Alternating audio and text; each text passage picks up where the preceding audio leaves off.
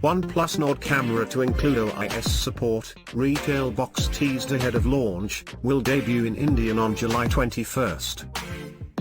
Poco M2 Pro with 33 watts fast charging, Snapdragon 720G SoC launched with a starting price of 13,999 rupees for the base 4GB plus 64GB variant.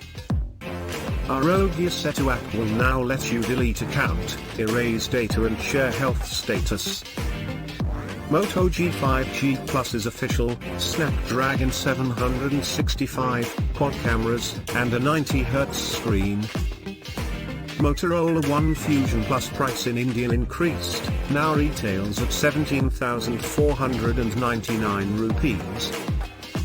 Samsung Galaxy A51 and Galaxy A71 get updated with single take and other features from S20 series. PUBG Mobile 0.19.0 update rolled out for Android, iOS, brings new lyric map, new guns and more. Following TikTok ban, Instagram said to be testing Reels feature in India. Google has removed 25 apps from Play Store for phishing Facebook credentials. Samsung officially announces its next Galaxy Unpacked event for August 5th. Xiaomi is attempting to replicate Pixel 4's astrophotography mode for MIUI 12. Facebook Messenger shows early signs of cross-chat support with WhatsApp. Google Meet hits 100 million installs from Google Play, doubled in just 50 days. US looking at banning Chinese social media apps, including TikTok, says Secretary of State Mike Pompeo.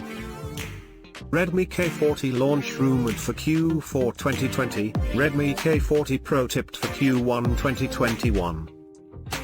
As per some reports, Samsung Galaxy Note 20 series to go on sale from August 21st.